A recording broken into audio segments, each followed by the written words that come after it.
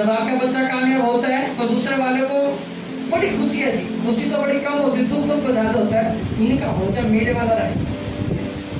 Hallelujah.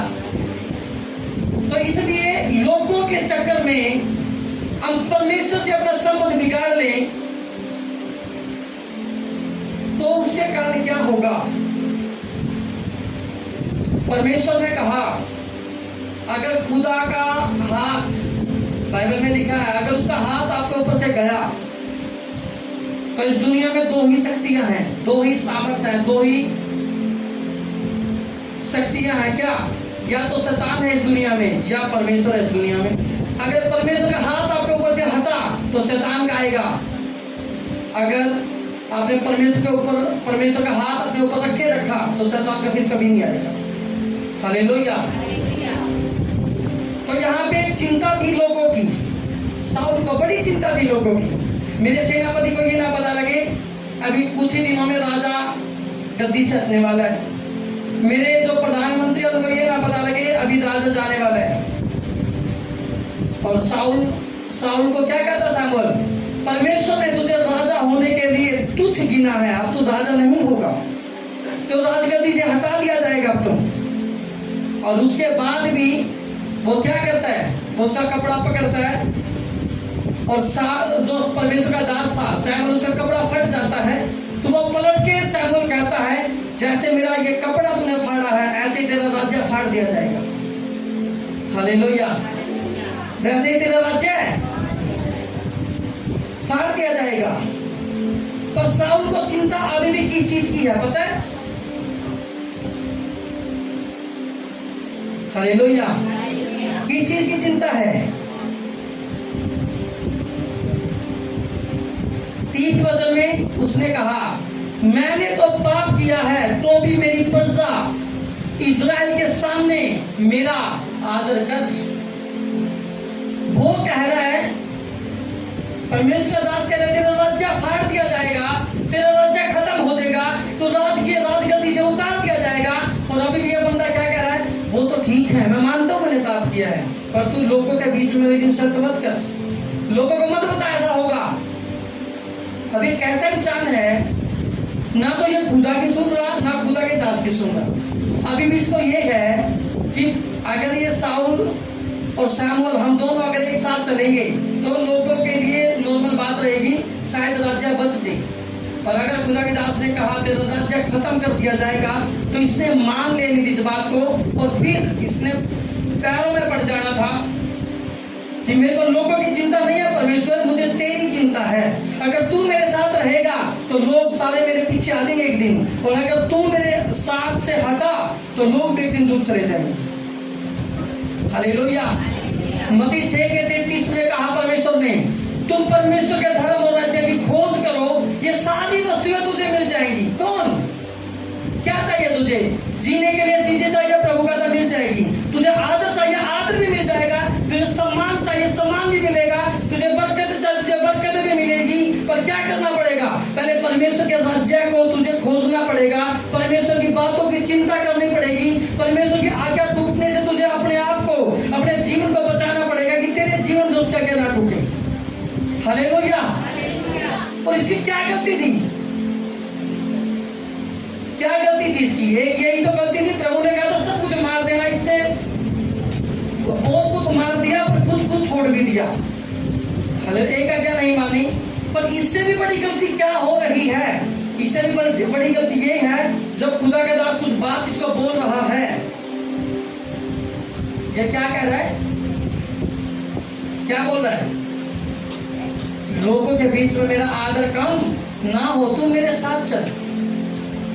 और आज भी हम बहुत सारे लोग क्या करते हैं, वो इसलिए आसानी से पाप कर लेते हैं और वो सोचते कोई बात नहीं है, प्रभु तो दया की खान है, माफ कर देगा। हालेलुया। प्रभु तो माफ कर देगा। वो फिर से पाप करते हैं और वो सोचते प्रभु फिर से माफ कर देगा। और लोग नहीं जाने चाहिए, लोगों की नजरों में वो अच्छा बनने की कोशिश करते हैं पर अपनी असली जिंदगी में वो जानते हैं कितना बुरा हाल मेरा है। हालेलुया। लोगों की नजरों में अच्छे दिखते हैं क्योंकि उन्होंने आज तक लोगों के सामने ही अपनी इमेज अच्छी बनाई। जैसे शाऊल कह रहा है कि हे सामुएल तू मेरे साथ चल, लोगों में मेरी बेइज्जती नहीं होनी चाहिए, प्रभु की नजरों में कुछ भी हो जाए। यही मतलब हुआ, वरना उसे तो अपने कपड़े फाड़ देने थे कि मेरे को राजा भी खुदा ने बनाया था। और कैसे, उस टाइम में बड़ा गरीब, में इतना ज्यादा अमीर नहीं था, मेरा बहुत स्टैंडर्ड नहीं था, और प्रभु ने मेरे को राजा बना दिया था। और आज अगर मैं उसके एक बार बोलने से राजा बन गया तो उसको इस बात का भी पता होना चाहिए था, अगर उसने कहा कि गद्दी से उतार दिया जाएगा तो उतर भी जाएगा। फिर उन्हें एक बात तो मान ली, लोग क्या करते हैं अपने फायदे की बात तो बड़ी स्पीड से, आमीन। अगर कोई चेतावनी आए तो फिर डाउट वाली सिचुएशन हो जाती, देखते हैं क्या होता है। पर खुदा ने कहा मैं इसको राजा बनाने से पछताता हूं, गलती करना, गलती हो जाए प्रभु माफ कर देगा, पर जानबूझ के गलतियां करोगे तो फिर माफी बड़ी मुश्किल है। माफी अगर हो भी जाएगी, परमेश्वर कहता मैं लाख बन के पाप भी तेरे मिटा दूंगा, पर तुझे असली पश्चाताप तो करना पड़ेगा, तुझे असली माफी तो मांगनी पड़ेगी, दिखावे वाली माफी नहीं मांगनी। ये शाऊल की कौन सी माफी थी, चलो प्रभु को भी आराधना कर लेंगे, प्रभु को भी दंडवत कर लेंगे, पर शाऊल सामूल एक काम करना, तू प्रजा में भी मेरे साथ चलना। स्वार्थी माफी, स्वार्थ अंदर, स्वार्थी माफी थी, अपना स्वार्थ था कि हाँ प्रभु से माफी मांगनी है ना, मैं मांग लूंगा, पर तू मेरे साथ भी चल पड़ जाएगा लोगों के बीच में, ताकि मेरा आदर कर, क्योंकि मैं राजा हूं, मेरी इज्जत कर वहां पे। और प्रभु ने इसको कहा मौका भी आता तेरे पास, एक भविष्यवक्ता भी भेजा था मैंने, तेरे को तेरी गलती बताई और तूने उसकी भी नहीं मानी।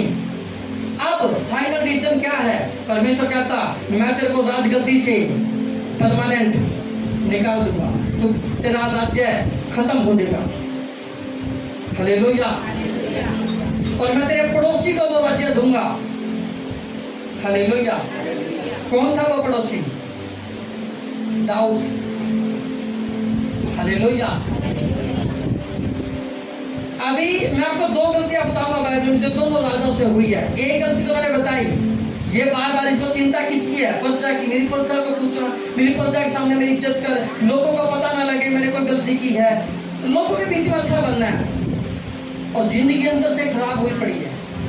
पर परमेश्वर कहता जब तू अंदर से ठीक होगा तू बाहर से भी ठीक हो जाएगा। और तू अगर बाहर से अपने आप को ठीक रखेगा, परमेश्वर कहता लोगों को तुम ऐसे लोग हो, तुम चूना फिरी हुई कब्र हो।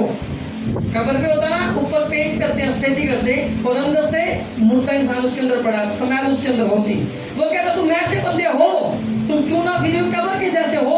अब बाहर से तो तुम अच्छे दिखते हो, पर अंदर से तुम्हारे अंदर से बदबू आती है। और ये अंदर से खुदा के क्या तोड़ के इसको बाहर से अच्छा दिखना साल का बीबी, कि प्रजा के लोग मेरे को अच्छा समझे। हालेलुया।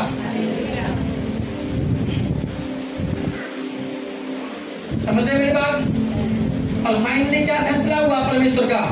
तेरे को राजगद्दी से निकाल दिया जाएगा, तो अब राजा नहीं होगा। और 15 अध्याय के अगर 16वें अध्याय में आप जाओगे, अगले अध्याय में ही एकदम दाऊद का अभिषेक कर दिया जाता राजा होने के। दूसरे बंदे को राजा घोषित कर दिया जाता है। कारण क्या? असली पश्चाताप ना करना, असली माफी ना मांगना। वो कहते ना सॉरी बोल, सॉरी, ये कोई सॉरी नहीं होती। बहुत सास बहू की लड़ाई बच जाती ना कभी कभी, और बहू को कहते पैर छू, और वो अंदर तो आग होती है, पर ऐसे पैर के हाथ लगा दे, माफिया नहीं होती। माफी होती है असली फील करके। प्रभु उस माफी को पसंद करता है।